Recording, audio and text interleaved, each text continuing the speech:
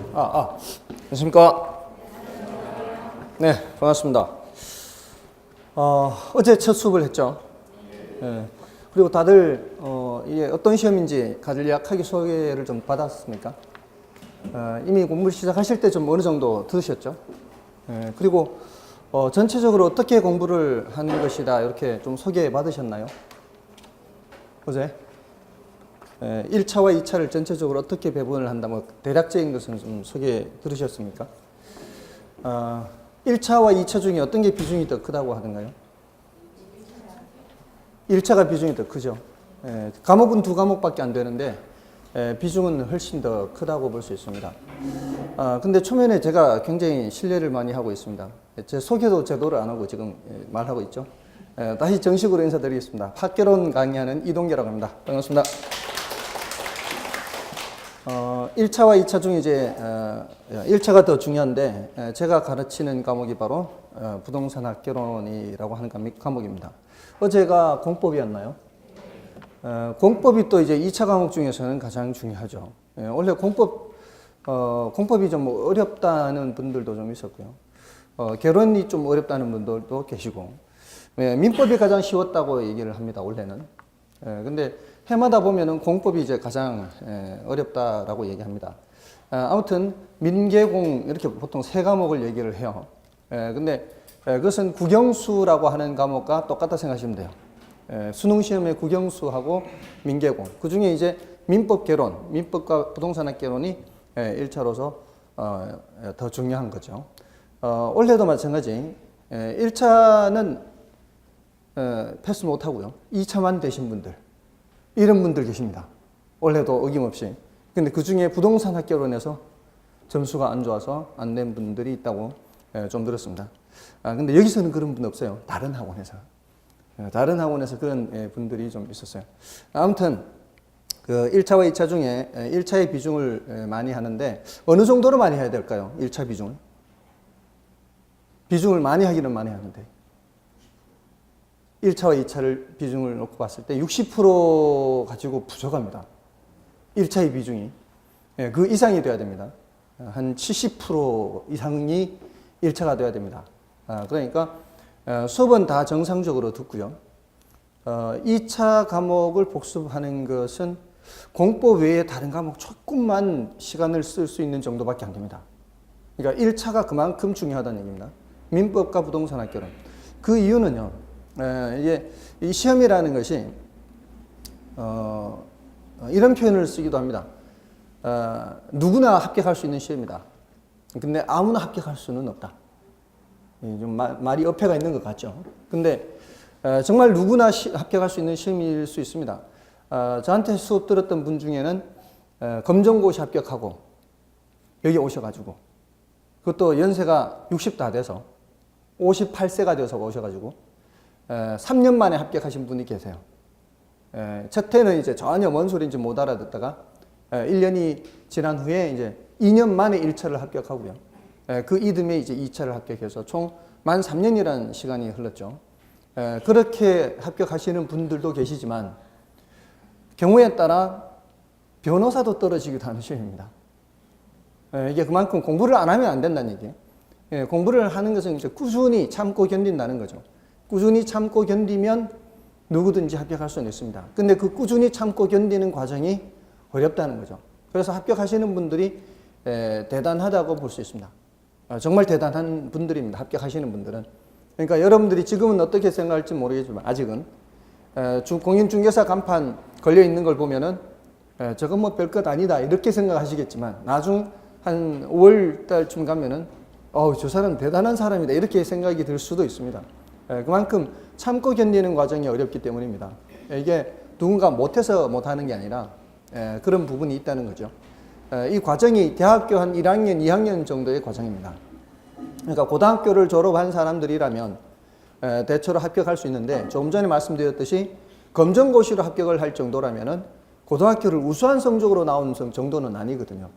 근데 그런 분들도 결국은 합격하는 것을 본다면은 누구든지 합격할 수는 있습니다. 아무튼 그렇게 참고 견디는데 한 70% 정도를 60%가 좀 부족합니다. 70%나 최소 마지노선이 70%예요. 70% 가까이는 1차에 집중을 해야 됩니다. 그리고 이제 1차라 할지라도 민법과 결혼이 남아있죠. 자, 사람들마다 좀 다른데요. 대체로는 민법에 시간을 많이 투자하는 편입니다. 민법은 조금씩 투자하면 투자하는 만큼 성적이 올라가는 편이에요. 근데 굉장히 더디게 올라갑니다. 어렵습니다. 그러니까 민법의 비중을 3대2, 민법과 결혼을 놓고 본다면 1차에 70% 정도를 쏟는다면 그 70% 중에서도 3대2로 나누는 겁니다. 보통은 그렇습니다. 그러니까 여러분들이 수업을 들어보시고 저 과목은 그래도 할만하겠구나, 저 과목은 좀 어렵다 이렇게 느껴지실 겁니다. 많은 분들이 민법을 더 어려워합니다. 그런데 올해 같은 경우에는, 이번 시험 같은 경우에는 예외적으로 민법이 점수가 더 잘 나올 수도 있겠습니다. 그건 나중에 통계 자료를 봐야 되겠지만 대체로는 민법이 더 쉽다라고 하는데 이런 경우가 거의 없습니다. 지금까지 합격생들의 평균 점수를 봤을 때 개론 평균 점수가 훨씬 높습니다. 민법 평균 점수보다. 그만큼 평소에 개론을 개 같은 이론이라고 하는 사람들이 있어요. 근데 그런 분들이 나중에 합격자 발표할 때는, 합격할 때는 개론 점수가 더 높게 나와서 합격하는 경우가 훨씬 많습니다. 그만큼 개론은 시간은 덜 들이고 점수는 잘 나오는 과목이다. 다만 공부할 때 워낙 잡다하게 많이 나오니까 이것도 신경 써야 되고 저것도 신경 써야 되고 그런 과목 성격 때문에 사람들이 힘들어는 해요. 워낙 다양하니까. 원래 개론이라는 과목이 그렇습니다. 성격이. 개론이라는 과목은 그 학문에 대한 전반적인 것을 다 공부하는 것이 개론입니다. 그리고 깊게 들어가지 않고 얕게 들어가는 겁니다. 그러니까 넓고 얕게 공부하는 게 개론이에요. 그러니까 다양하게 출제할 수밖에 없다는 겁니다. 아무튼 그런 학문의 성격을 아시고 개론 같은 경우에는 너무 깊게 들어가지 않도록 그렇게 하는 것이 요령입니다. 자, 아무튼 제가 이렇게 어떻게 이 시험이 어떤 시험이다라는 걸 좀 안내를 했는데, 그거 말고도 이제 어떤 시험이든지 시험을 합격하기 위해서 이제 학습하는 어떤 요령이라는 게 있습니다. 그런 요령을 지금 이제 좀 말씀을 드릴 거예요. 그 요령을 잘 기억하시고 그 요령이 있어야 사실은 더 효율적으로 공부하는 겁니다. 우리는 앞으로 제한된 시간 내에 합격증을 받아야 됩니다. 그럼 그 제한된 시간 내에 할 내용들은 굉장히 많습니다. 근데 그것을 어떻게 내가 갖고 있는 시간을 효율적으로 배분해서 사용하느냐. 그것을 이제 우선순위를 정해서 그렇게 학습을 하면은 훨씬 더 효과적으로 시간을 활용할 수가 있어요. 자, 이 첫 번째 드릴 말씀은 학습 방법이에요. 그 학습 방법의 첫 번째 그 내용은 지금 당장은 아닙니다. 근데 앞으로는 계속 그 내용을 신경 써야 돼요. 이 학습 방법은 첫 번째, 기출문제입니다. 기출문제.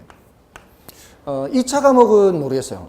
솔직히. 2차 과목은 법이 자꾸 개정이 되는 부분이 있어서 기출문제를 보더라도 이게 수정된 것, 현행 법령으로 수정된 것이라야 되겠죠. 근데 민법은 거의 그런 부분이 없고 민사특별법에 좀 개정 부분들이 좀 있고요.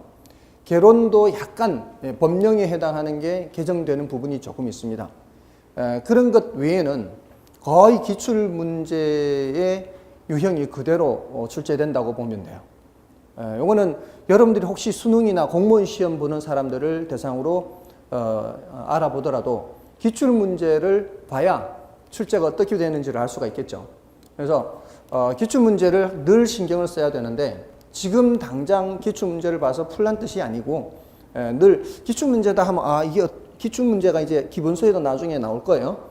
이런 식으로 나오는가. 이 기출문제를 늘 이 표본으로 삼고 그와 관련된 내용들을 답할 수 있도록 준비를 하셔야 되겠죠. 그리고 기출문제는 처음서부터 끝까지 중요해요. 처음서부터 끝까지. 처음에는 문제를 풀기 위해서가 아니라 어떤 유형으로 출제되는지를 파악하기 위해서죠. 그래서 내가 그런 식으로 준비를 하기 위해서인 거고요.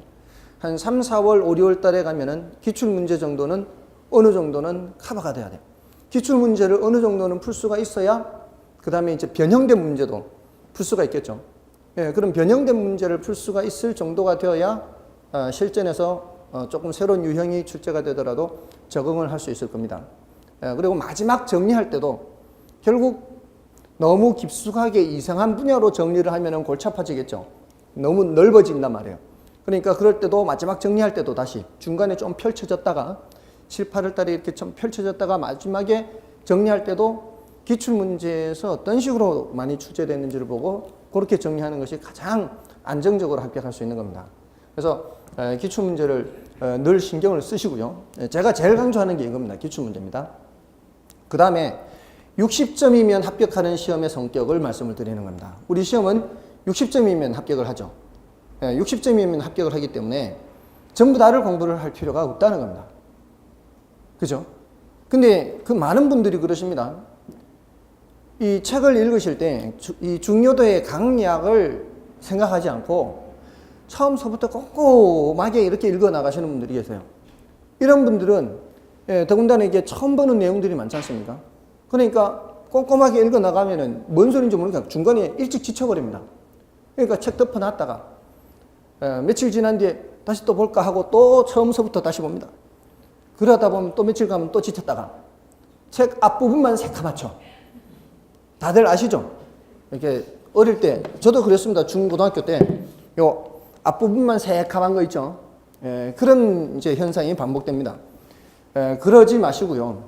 중요도의 강약, 경중을 따져서 그러니까 수업 시간에 다 말씀드립니다. 이 단어는 어느 정도의 중요도다. 이 단어는 어느 정도의 중요도다.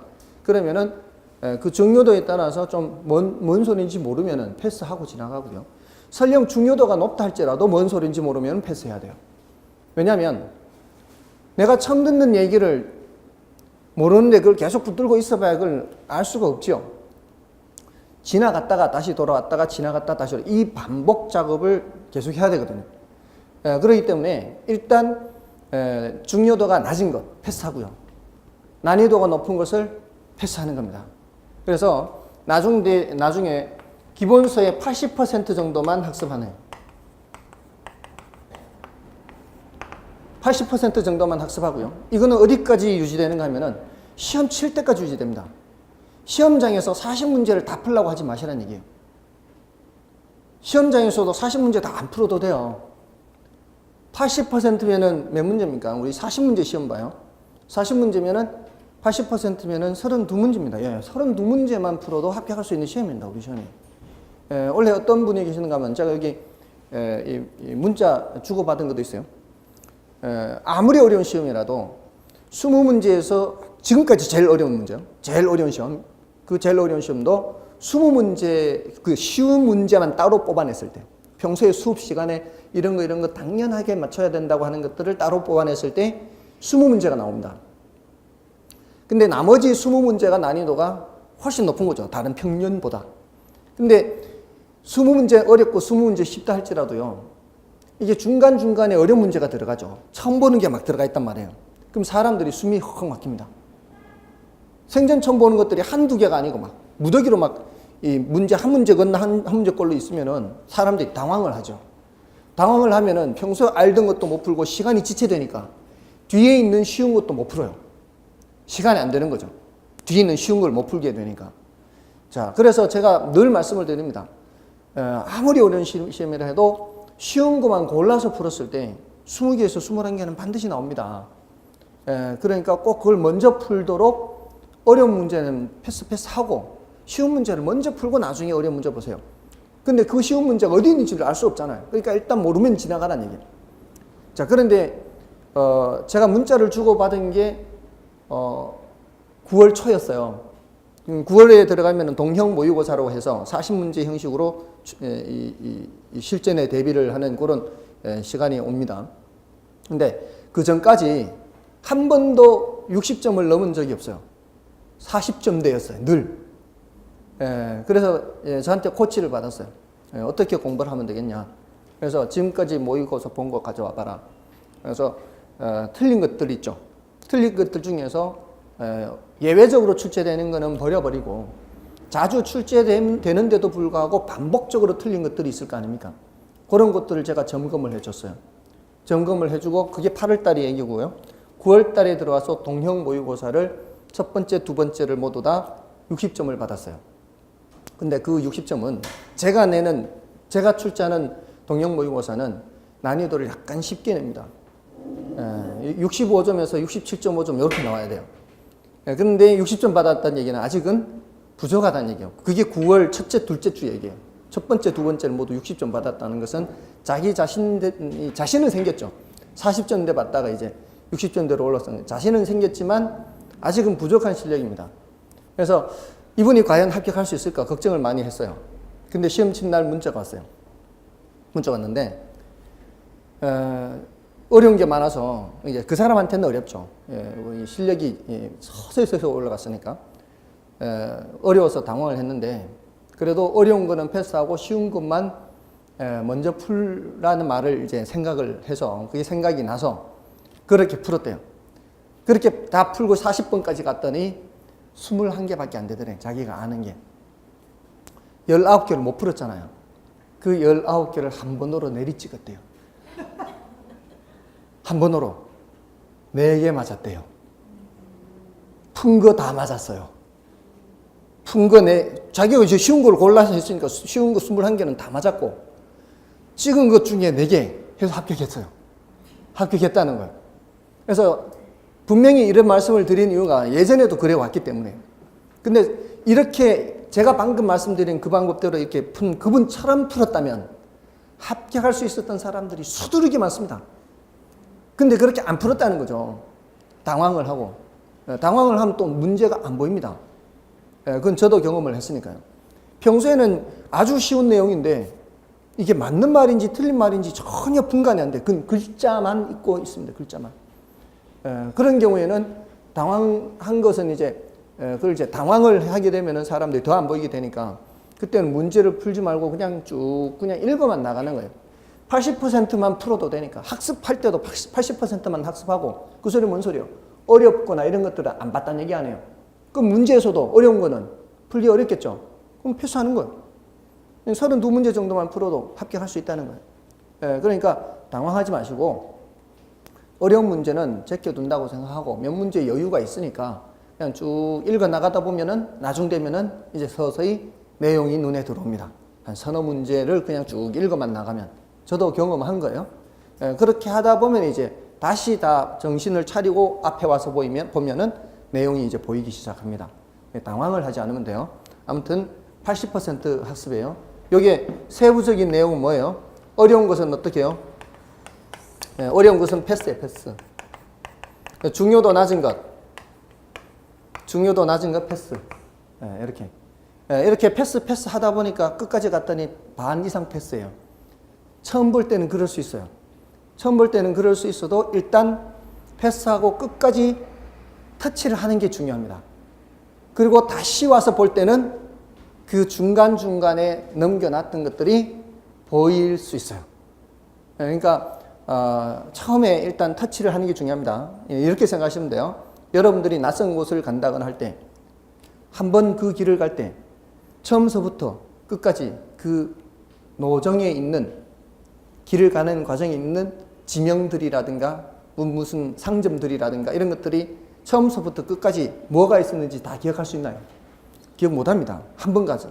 근데 계속해서 반복해서 같은 길을 왔다 갔다 하다 보면은 내가 그걸 외울 생각이 없었는데도 가다 보면 첫 번째 집에 뭐가 있고 두 번째 집에 뭐가 있고 이게 저절로 생각이 나죠. 반복하다 보면 그렇게 되는 거예요. 그러니까 그 다음에 이제 제가 말씀드린 게 바로 뭔가 하면은 복습이에요. 복습. 그렇게 패스하고 지나가더라도 한 번을 다시 보고 두 번을 다시 보고 자꾸 보다 보면은 그러면은 결국은 전체적인 흐름이 이 감이 잡힙니다. 이 숲이 보여요, 숲이. 그러니까 너무 세부적인 곳에 나무를 너무 열심히 보려고 하지 마시고요. 전체적으로 봐야 되기 때문에 쭉 훑어가고 하다 보면은 이제 서서히 가지가 보이고 잎사귀가 보이고 세부적인 것이 보이게 되니까 무슨 일이 있더라도 모르면은 일단 접어놓고 표시는 해두세요. 이거 뭔 소리인지 물음표 해놓고 지나가시면 돼요. 물음표 해놓고 지나가시고 물음표하고 지나가시고 그렇게 해서 일단은 끝까지 한번 읽었다라는 것이 중요해요. 그렇게 하는 게 이제 하나의 또 요령이고요. 자, 이제 복습을 하실 때 동영상으로 복습을 하는 경우가 있을 겁니다. 그리고 처음서부터 동영상을 보는 분들도 계세요. 그런 분들을 위해서 이제 특히 더 말씀을 드리면, 동영상을 보시는 분들은 어떤 생각을 갖고 있는가 하면은 이 동영상을 내 마음대로 조절할 수 있다. 시간을 멈추게 하고 다시 보고 되돌려보고 이럴 수 있다는 생각에 뭔 소리인지 모르면은 어떻게 하는가 하면은 딱 멈춤해 놓고 다시 돌아가기를 해가지고 이 뭔 소리지? 이게 시간이 엄청 잡아먹습니다. 절대 그러지 마시라는 얘기예요. 복습을 할 때조차도 여기 이제 오프라인에서 먼저 한번 들었다면은 미리 물음표를 해 놓는 게 좋겠죠. 수업 시간에. 물음표를 해 놓는 게 좋겠고요. 동영상만 처음부터 듣는 사람들은 물음표를 해 놓고 오프라인에 수업 듣는다고 생각하고 지나가 버려야 돼요. 복습할 때도 지나가야 돼요. 동영상 볼 때는 되돌리기 하면 안 돼요. 되돌리기 하면은 시간이 2배로 잡아먹습니다. 4시간 수업 듣는 거를 8시간 지나야 끝낼 수가 있어요. 절대 되돌리기 하면 안 되고요. 오프라인에서 듣는 것처럼 딱 시간 정해놓고 그 시간 동안에, 그리고 가능한 한 정속으로 하죠. 정속. 처음에는 정속으로 해야 돼요. 빨리 듣겠다고, 시간 절약하겠다고 1.2배속, 1.6배속 이러면 원래 제 목소리가 아닌 목소리가 나와요. 의도하지 않게 막 따라락 막 이상한 소리가 나옵니다. 그거는 나중에 가서나 할 수나 있을지 몰라도 지금 단계에서는 이렇게 하지 마시라는 거예요. 제가 다른 과목 수업을 듣더라도요, 배속으로 안 듣습니다. 정속으로 듣습니다. 그 과목 처음 듣는 거를 배속으로 들어보면 뭔 소리인지 모르는 거예요. 의미 없는 말을 그냥 지나 듣는 것과 같습니다. 그래서 정속으로 듣되 되돌리기는 하지 말고요. 복습을 하시더라도 처음에 자신이 어디에서 이제 모르는 게 있었는지를 주의를 해서 그 부분을 집중적으로 보시면 돼요. 그럼 이제 되돌리기를 하지 말되 뭘 하는가 하면은 이 동영상을 볼 때는 그 동영상에 시간이 나옵니다. 시간. 몇 분 몇 초를 적는 거예요. 몇 분 몇 초. 3분 25초 뭐 이렇게. 이걸 표시해 놓는 거예요. 3분 25초. 지금 내가 몰랐던 내용을 이러면은 나중에 볼 때 뭐 5강 3분 25초 자리를 내가 몰랐던 거예요. 그러면 복습할 때 굉장히 빨리 쉽게 찾아가서 볼 수가 있어요. 안 그러면은 어떻게 해야 돼요? 처음서부터 다시 봐야 되죠. 어디서 봤는지를 모르니까. 이걸 찾아내려면은 한참을 시간을 가야 찾아낼 수 있어요. 이게 다 요령이란 말이에요. 이게 이런 팁을 드리는 것은 시간을 절약하기 위해서 미리 말씀을 드리는 거예요.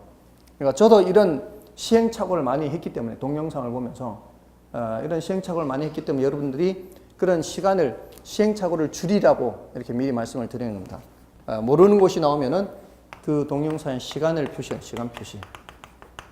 그럼 나중에 볼 때 훨씬 시간을 절약할 수 있고요.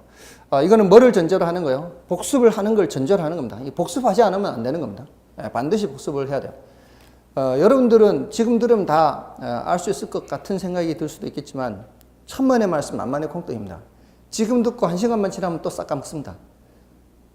어떤 사람은 저 문을 망각의 문이라 그래요.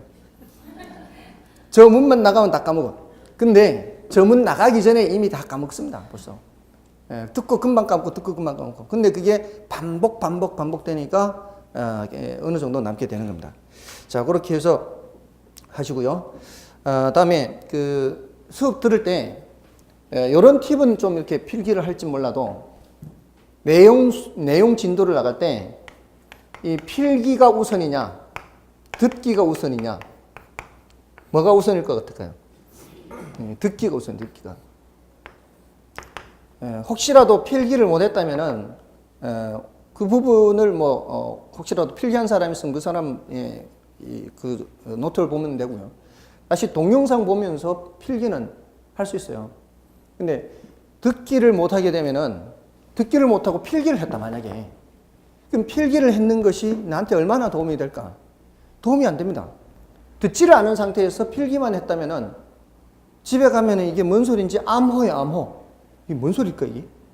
아무 의미가 없습니다. 그래서 필기보다는 듣기가 더 중요해요.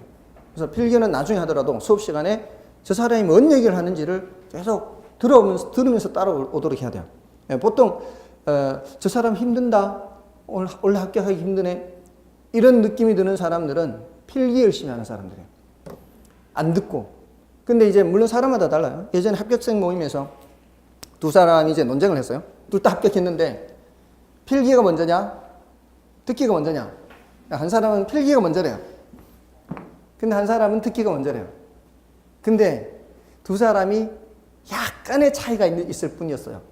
듣기가 먼저라고 하는 사람은 들으면서 전혀 필기를 안 한 게 아니었어요.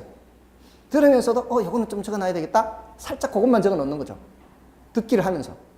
근데 필기를 하는 사람도 설명을 안 들으면서 지나간 거 필기하는 게 아니라 설명을 들으면서 계속 하는 거죠. 설명을 들으면서. 설명을 놓치지 않으려고 하는 한도 내에서 필기했던 거예요. 그러니까 거의 비슷한 거예요, 사실은. 그래서 근데 그 중에 약간이라도 더 강조를 한다면은 듣기에 좀 더 중점을 두는 거고요. 그다음에 이제 여러분들 이제 공부하시다 보면은 이런 경우가 있죠. 사람이 계속 공부할 수 없으니까 며칠 쉬게 될 때가 있어요. 무슨 뭐 다른 가족 간 여행이라든가 아니면 슬럼프에 빠져서 며칠 공부를 못하게 되었을 때 그럼 이제 며칠치를 공부를 못했죠. 경우에 따라 뭐 한 2주를 못했을 수도 있어요. 2주를 빠졌어요. 부동산 학개론을.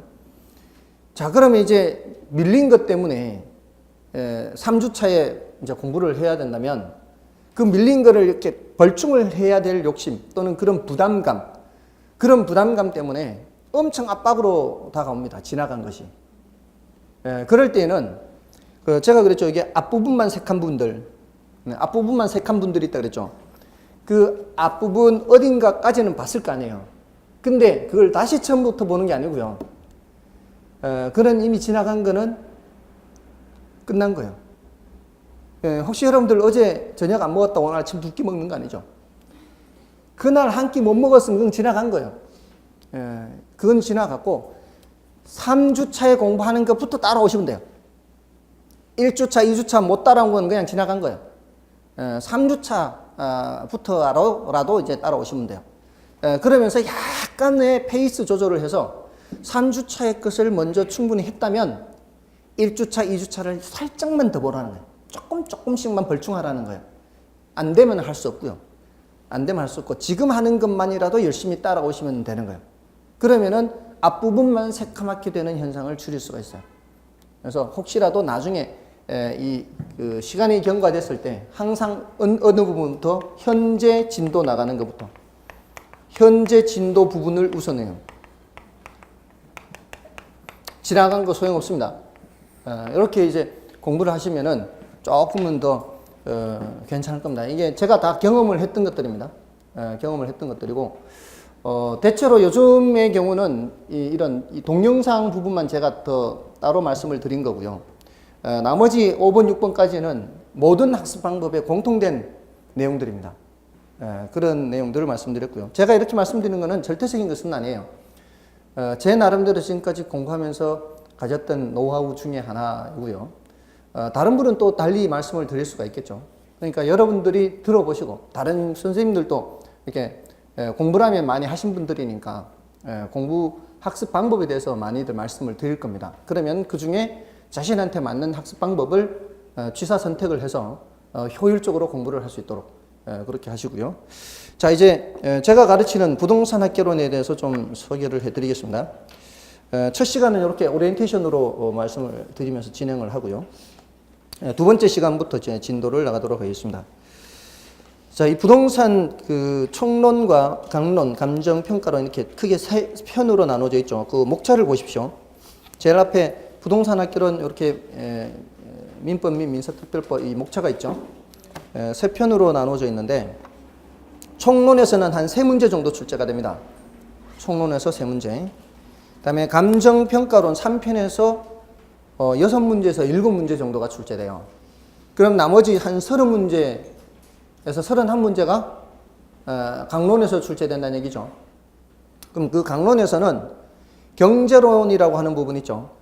경제론이라고 하는 부분이 한 5문제 정도 출제가 돼요. 다음에 시장론 및 입지, 공간구조론 이렇게 돼 있죠. 여기가 한 세 문제에서 네 문제 또는 한 네 문제에서 많게 나오면 다섯 문제요. 세 문제에서 다섯 문제인데 이게 이제 경우에 따라 어디서 더 많이 나오느냐 해서 세 문제에서 다섯 문제 정도 나오고요.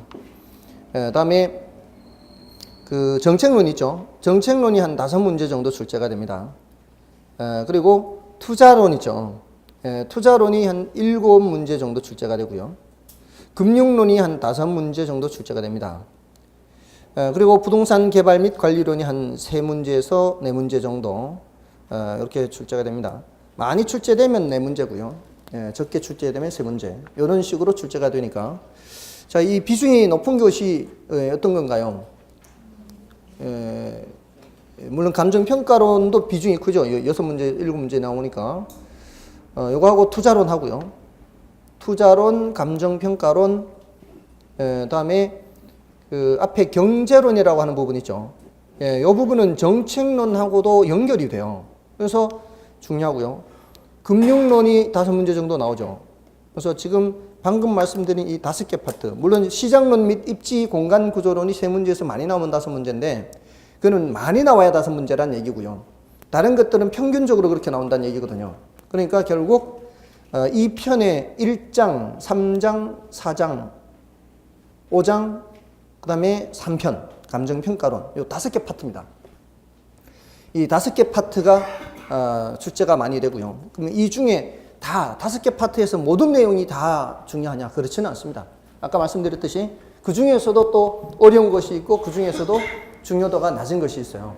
그러니까 그런 것들을 제가 수업을 들으면서 좀 어렵다? 그럼 패스. 중요도가 낮다? 패스. 일단 패스하고 쉬운 것들을 우선적으로 취사 선택을 하면 되겠습니다. 자, 그 중에 몇 개 이제 조금 이제 간략간략하게만 좀 소개시키고 좀 쉬겠습니다. 부동산 총론에서 부동산 개념이라는 걸 배우죠. 부동산이 뭐냐 하는 겁니다. 부동산이. 여러분들은 이제 부동산이 뭐냐 이제 오늘 수업 들어갈 거예요. 오늘 수업 들어갈 내용입니다. 이 총론이. 부동산이 뭐냐 하면은 대체로 뭐라를 생각할까요? 사람들이 부동산이 뭐예요? 물으면 땅하고 건물 뭐 이렇게 많이 생각을 하죠. 근데 이제 부동산학에서 부동산이 뭐냐라고 얘기했을 때 어떤 사람은 건물이라고 하고 어떤 사람은 또 건물이 아니라 땅에 붙어 있는 거면 다 움직일 수 없으니까 건물만 땅에 붙어 있는 게 아니죠. 그잖아요. 부동이 뭐예요? 부동. 움직이지 않는다 이런 의미잖아요. 이거 땅에 붙어 있는 건 다 부동산 아닌가? 뭐 이렇게 생각할 수도 있다는 거예요. 그러니까 사람마다 부동산을 얘기하는 게 범위가 달라버리면 저 사람은 부동산을 여기까지 얘기하고 이 사람은 부동산을 저기까지 얘기하고 이렇게 달라져 버리면 학문의 발전이 있을 수가 없죠. 그래서 어디까지가 부동산인지를 얘기하는 거예요. 아, 여기까지를 부동산이라고 한다. 이렇게 정해놓는 거예요. 부동산 개념에서 공부하는 거예요. 그 다음에 이제 부동산을 분류를 해요.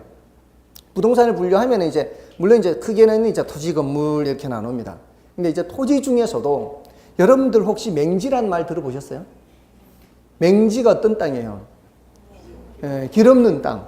도로에 접해 있는 게 없는 그런 면, 이제 도로에 접한 면이 없죠. 그래서 그 땅을 활용하려면 반드시 남의 땅을 밟고 지나가야 된다거나 이런 땅이 맹지죠. 그런 땅의 뜻을 묻는다거나 그런 땅의 뜻을 물어요. 또는 대지란 말 들어봤어요? 대지. 그런 이 어휘를 물어봅니다. 근데 이제 그런 종류의 어휘들이 여러 가지가 있는데 그걸 분류를 한 거죠. 개념들을 분류를 한 거예요. 근데 그게 그 부동산 공시법이라고 해서요. 2차 과목 중에 지적에 관한 법이 있어요. 측량 수로조사 및 지적에 관한 법률이 있고요. 근데 그게 법이 바뀌어서 공간 정보의 구축 및 관리 등에 관한 법률 이렇게 바뀌었는데 28개 지목이라는 게 있어요. 우리가 이제 이런 상업용이나 또는 그 뭐 백화점 같은 그 뭐 미술관 뭐 이런 것들을 지을 수 있는 그런 집을 지을 수 있는 그런 땅은 대라 그래요. 대. 대지란 그 단어 말고 지목이 대다 이렇게 말을 해요. 근데 같은 건물이라 해도 공장을 지을 수 있는 땅은 공장용지라고 해서 약어로 장이라 그래요. 줄여서 공장용지를 줄여서 장 이렇게 이런 식으로 지적법에서는 이렇게 28개 지목으로 나누어요. 그래서 요거 구분하는 거 뭐 이런 것들은 이제 그 2차 과목에서 공부를 할 거고요. 부동산학개론에서도 얘기를 해요. 그런 부분들을. 그렇게 이제 분류를 하는 거를 공부합니다. 지금 당장 뭐 다 분류를 할 필요는 없고요. 그리고 지금은 이런 게 있다는 거 소개만 받으면 되는 정도니까 앞으로 이제 장기전으로 가는 거니까 그런 이제 분류를 하고요. 그다음에 이제 부동산 특성이라는 게 있죠. 부동산 특성이라는 거는 이게 다른 일반 재화와 구별되는 성질을 말하는 거죠. 부동산의 가장 큰 특성이 뭐겠어요? 다른 물건과는 달리 부동산의 특성은 움직이지 않는다는 거죠. 그게 동산과의 가장 큰 특성이죠. 그래서 파생되는 현상들이 여러 가지가 있어요. 움직이지 않기 때문에 나타나는 현상. 그런 것들이 여러 가지가 있는데 그 중에 하나가 이제 조금 이제 전문적인 용어가 나오기도 하지만 예를 들어 쓰레기 소각장이 생겨요. 옆 동네에. 저 옆 동네 있죠, 지금. 쓰레기 소각장이 생기면 내가 갖고 있는 벤츠 자동차 가격 떨어지나요? 그거 안 떨어지죠. 근데 집값은 떨어지죠. 그 왜 그러겠어요? 벤츠 자동차는 어디든 굴러다니는 도망갈 수 있는 놈이죠. 근데 집은 도망을 못 가잖아요. 그럼 뭐예요? 부동성 때문에 그렇다는 거예요. 그런 이제 효과를 받는 거를 외부 효과 뭐 이런 말을 써요. 나중에 가면 배울 거예요. 그런 것 때문에 이런 가치가 하락하는 거. 이런 건 동산은 영향받지 않죠. 근데 부동산은 영향받잖아요. 뭐 이런 것들. 이런 것들이 이제 그런 부동산의 특성에서 파생돼서 나오는 현상들이에요. 그래서 보통 이렇게 어느 정도 이렇게 우리가 생활을 해 오신 분들이라면 대부분 다 이해를 할 수 있는 것들이 많아요. 근데 이제 특별히 전문 용어를 외부 효과 이렇게 하는 건 전문 용어를 사용하는 것들은 이제 따로 좀 배워야 돼요. 그런 이제 부동산의 특성에 대해서 공부를 하고요. 그다음에 이제 부동산의 속성이라고 하는 것은 원래부터 부동산이 갖고 있는 성질을 말해요. 특성과 속성의 차이는 뭐 중요한 건 아니에요. 근데 이제 구별을 해서 그냥 설명할 뿐이에요. 특성이라고 하는 거는 그 물건이 그 다른 물건과 구별되는 성질이고요. 속성이라는 거는 원래 그 물건이 갖고 있는 성질을 말해요. 속해 있는 성질, 딸린 성질. 예를 들어서 사람이 다리가 2개인 게 특성이에요, 속성이에요? 물으면. 닭도 다리는 2개거든요. 이렇게 생각하면 돼요. 다른 것하고 구별되는 성질. 이게 뭐고? 특성. 원래 그게 갖고 있는 성질. 다른 물건도 갖고 있으면 안 되는 거죠. 다른 물건도 갖고 있는 원래 그런 것들은 속성에 속하는 거라고 보면 돼요. 맞죠? 그러니까 다리 2개인 거는 인간의 입장에서는 속성이에요. 머리가 1개도 속성이에요. 그럼 인간의 특성은 뭐라고 해야 돼요? 생각을 하고. 뭐 그런 것들 많이 얘기하죠. 그게 이제 특성인 거죠. 동물 입장에서는 그게 특성이 아니라고 생각할 수도 있어요. 너들만 생각하느냐, 우리도 생각한다 이렇게 생각할 수 있지만 아무튼 이제 그런 정도의 단어밖에 안 돼요. 속성은. 그러니까 원래 부동산이 갖고 있는 성질. 그런 부동산 특성에서 얘기하는 것들도 속성이 나올 수가 있어요. 왜냐하면 부동산 특성에도 원래 그 부동산이 갖고 있는 성질이니까 중복될 수가 있는 거예요. 그다음에 부동산 강론에 가면은 이제 그 부동산 경제론이라는 걸 공부하죠. 여기서 이제 가장 중요한 거는 이제 수요 공급이에요. 경제론에서 가장 중요한 건 수요 공급이에요. 원래 경제라고 하는 것은 상품의 생산, 유통, 소비를 다루는 게 경제학이에요. 상품이 생산되죠. 그 유통이 되죠. 소비가 되죠. 이런 이제 흐름, 이런 걸 이제 설명하는 게 경제학인데 그 중에 가장 중요한 것이 바로 수요 공급이에요. 수요하고자 하는 그 사람들이 많아지면 물건의 가격이 어떻게 돼요? 올라가겠죠. 또 물건을 내다 팔려고 하는 사람이 많아지면 가격이 내려가겠죠. 이거 다들 지금 아실 거예요. 다들 아시는데 이거를 다만 경제학적인 표현을 사용해서 경제학적인 방법으로 이제 나중에 결국 이걸 아셔야 돼요. 지금은 당연히 아는 건데 그걸 경제학적인 방법으로 설명을 할 때 그렇게 표현하는 것들을 구별할 수 있도록 하는 겁니다. 가장 중요한 게 수요 공급이고요. 앞으로 시험 칠 때까지 숱하게 듣는 게 수요 공급이에요. 근데 그 수요 공급을 얘기할 때마다 여러분들은 뭘 생각해야 되는가 하면은 시장을 생각해야 돼요. 왜냐하면은 앞으로 제가 이런 예를 드릴 거예요. 여기 앞에 있는 무대가 시장이라고 생각하고요.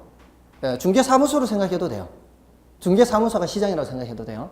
거기에 물건을 사러 오는 사람도 있을 것이고 물건을 팔러 오는 사람도 있겠죠. 이 수요와 공급이 만나는 무대가 어디라는 얘기예요? 시장이에요, 시장. 만나는 무대가 시장. 예, 이거는 꼭 구체적으로 노량진 수산시장 이렇게 할 필요는 없어요. 사려는 사람과 팔려는 사람이 존재만 하면은 시장은 형성이 되는 거예요. 아이템 팔아봤어요? 게임 아이템? 팔아봤어요? 사보기도 했어요? 어휴, 게임 실력이 상당한 거 보네. 그럼 팔았으면은 산 사람이 있을 거 아니에요. 어느 시장에서 팔았어요? 아이템 거래 시장. 이게 구체적으로 장소가 있던가요? 구체적인 장소는 없죠. 시장은 형성되는 거예요. 우리가 말하는 시장은 그 시장이에요. 사려는 사람이 있고 팔려는 사람이 있으면 뭐가 형성되는 거예요? 시장이 형성되는. 우리가 말하는 시장, 그런 추상적 의미의 시장이에요. 그러니까 예를 들기 쉽게 그냥 중개사무소를 생각하라고 말씀을 드린 거고, 여기 무대를 생각하라고 말씀을 드린 것 뿐이에요. 그러니까 제가 수요 공급하면 뭘 생각해야 된다고요? 시장을 생각해야 돼요. 시장 하면은 수요 공급을 생각해야 돼요. 시장에는 수요자와 공급자가 등장하니까. 이걸 이제 앞으로 경제는 굉장히 중요한 거고요. 이걸 기본적으로 알고 계셔야 되고요. 경제론 다음에 그 시장론 나오죠. 그 시장론 이제 연결해서 그렇게 나오는 거고요. 그다음에 입지 및 공간 구조론, 이런 것들은 나중에 가서 이제 말씀을 드리고, 그다음에 이제 정책론은 뭔가 하면은 3장에 정책론이 나오죠. 그 정책론은 여러 가지 이제 부동산 문제들이 나타나요. 투기 문제. 막 투기 문제 나타나니까 지난 8월 2일 날 8.2 대책 내놨죠. DTI나 뭐 이런 대출 규제 강화하고 투기 지역 지정하고 이런 것들이 이제 부동산 정책으로 나타나는 거예요. 여러 가지 부동산 문제가 나타나는 겁니다. 그런 부동산 문제를 해결하기 위한 정부의 공적인 노력이 부동산 정책이다. 이렇게 생각하시면 돼요.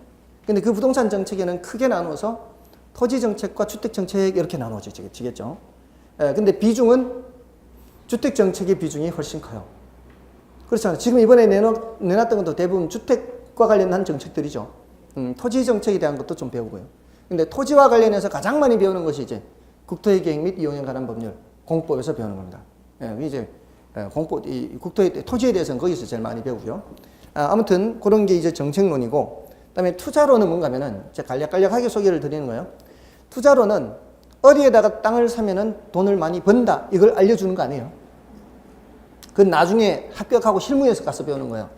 여기서는 이론적으로 내가 얼마를 투자해서 얼마의 수익이 생길 때 과연 이게 투자를 했을 때 몇 프로의 수익률이 나는지, 투자를 해도 되는지 하면 안 되는지, 이게 의사결정 내리는 방법을 제시해 주는 거예요. 투자를 하게 되면은 우리는 여기서 뭘 전제로 하는가 하면은 수익성 부동산을 전제로 해요.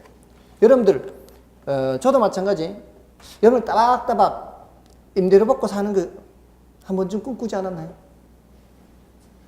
저도 그게 그 꿈 중에 하나예요. 10억짜리 정도 해서 그냥 뭐 많지는 않아도 한 달에 조금이라 이렇게 이제 들어오면은 노후 걱정 않고 이렇게 살 수 있죠. 자, 그러면은 그 매달 들어오는 임대료 계산해야 될 거 아니에요. 요거 계산해서 이게 얼마의 수익이 되고, 또 혹시라도 나중에 처분하게 되면은 내가 살 때하고 팔 때하고 비교했을 때 얼마의 차익이 생길 수 있죠. 그런 것들을 계산해서 내가 요거 얼마 주고 사면은 수익률이 몇 프로 나오는가, 요거 해야 돼요. 그러니까 계산 문제를 안 할 수가 없겠죠. 계산 문제가 제일 많이 나온 데가 바로 이 투자론이에요. 계산 문제가 없는 거는 총론밖에 없어요. 총론 외에는 나머지는 모두 다 계산 문제가 나올 수가 있습니다. 가장 많이 나오는 것이 바로 투자론이에요. 그 다음에 이제 금융론으로 가면은, 금융이 뭘 줄임말일까요? 자금 융통을 줄임말이에요. 자금 융통. 자금 융통, 금융이죠. 그거는 자금이 부족한 쪽에서는 자금을 구하려고 하겠죠. 그게 바로 융통하는 거죠. 자금이 남는 쪽에서는 빌려주려고 할 것이고요. 자, 이렇게 어떻게 자금을 융통해서 어떻게 융통한 자금을 상환을 하느냐, 여기에 대해서 공부를 해요. 여러분들이 이게 가장 이제 많이 들어보실 거예요. 원리금 균등 상환이 어떻다, 원금 균등 상환이 어떻다 들어보시죠. 그리고 DTI, 뭐 LTV 이런 거 나오죠. 이게 이제 여기와 관련이 많이 되는 거죠. 그 자금 융통. 이제 저당 상환 방법과 관련해서 많이 나오고요. 그거 외에 이제 우리가 잘 접하지 않는 내용도 배우게 돼요. 좀 어려워요. 그거는 저당 유동화나 뭐 이렇게 있어서 그런 것들은 이제 나중에 말씀을 드리고요. 그다음에 부동산 개발 및 관리론 해서 나오죠. 부동산 개발이 뭐예요? 여러분들 개발하면은 뭘 생각해요? 재개발도 개발이죠. 재개발도 있어요. 이 신개발이 아닌 재개발. 재개발은 기존에 있던 곳을 허물고 철거하고 이렇게 뭔가를 새로 짓는 거죠. 이 재개발인데 그 짓는 거죠. 짓는 거. 개발이라고 하는 것은 짓는 건데 우리 택지 개발이라는 말 들어보지 않았어요? 택지 개발은 짓는 건 아니죠. 근데 개발이라는 말 썼죠. 그러니까 개발이라고 하는 것은 농지로 사용되거나 뭐 임야로 사용되던 부분을 뭐로 바꾸어서 택지로 바꾸는 거, 요것도 개발이고요. 택지가 된 상태에서 거기 건물 올리는 것도 개발, 요렇게 생각하시면 돼요. 개발이 특별한 게 아니라 건물 짓는 거 개발, 또 택지 조성하는 거 개발, 그게 개발이에요. 자, 그렇게 생각하시면 돼요. 다음에 관리는 뭐 특별한 거 아니고요. 관리는 이제 뭐 청소하고 뭐 이렇게 깨진 거 갈고 고장난 거 고쳐주고 이런 거, 또 임대료도 수납받고 이렇게 뭐 등기부상 하자가 있는지 없는지 점검하고 뭐 이런 것들이 이제 관리죠. 취득한 부동산을 처분할 때까지 할 수 있는 모든 것들이 부동산 관리고요. 그다음에 이제 감정평가가 좀 낯설 거예요. 감정평가는 이 물건의 가치가 얼마나 되는지를 평가하는 거예요. 그런 평가할 때 이제 각종 이제 여러 가지 이론들이 있어요. 제일 어려운 파트가 바로 이 파트예요. 감정평가. 그러니까 이 어려운 파트인데 이렇게 생각하시면 돼요. 제가 지금까지 경험해 보니까 어려워서 어려운 것도 있지만 안에서 어려운 것도 있어요. 어렵다고 생각하니까 더 안 보게 돼요. 더 안 보게 되면 더 모르겠죠. 그래서 어려울수록 반복해서 좀 봐두실 필요가 있어요. 감정평가의 기초에 해당하는 부분은 어렵지 않거든요. 감정평가 기초에 해당하는 부분은 감정평가 3방식보다는 좀 쉬워요. 그래서 어렵다 할지라도 반복해서 좀 봐주시길 바라고요. 마지막 부동산 가격 공시제도는 나중에 설명드리면은 그렇게 어렵지는 않을 겁니다. 이것도 이제 나중에 이제 자세히 말씀을 드리고요. 대략적으로 이렇게 소개를 해드렸습니다. 시간이 제일 많이 소요되는 게 이제 강론이 되겠죠. 오늘은 총론 부분을 다 끝낼 겁니다. 보통 총론은 이제 1주에 끝내야 되는 분량이에요. 왜냐하면은 우리가 보통 8주의 수업을 합니다. 8주의 수업을 하면은 한 주에 몇 문제 분량이 될까요? 한 주에 5문제 분량을 나가야 돼요. 근데 총론은 몇 문제 분량밖에 안 된다 그랬어요? 3문제 분량밖에 안 되죠. 3문제 분량밖에 안 되는데 문제 출제 비중은 낮은데 분량이 많은 편이에요. 그래서 한 주에 이걸 설명을 드리는 겁니다. 그 다음에 이제 나머지를 7주간에 걸쳐서 수업을 하게 돼요. 오늘은 1시간을 오리엔테이션으로 해서 조금 더 바쁠 수가 있습니다. 근데 첫날인 만큼 그렇게 깊게 많이 들어가지는 않으니까 가볍게 좀 생각해 두시면 돼요. 좀 쉬겠습니다.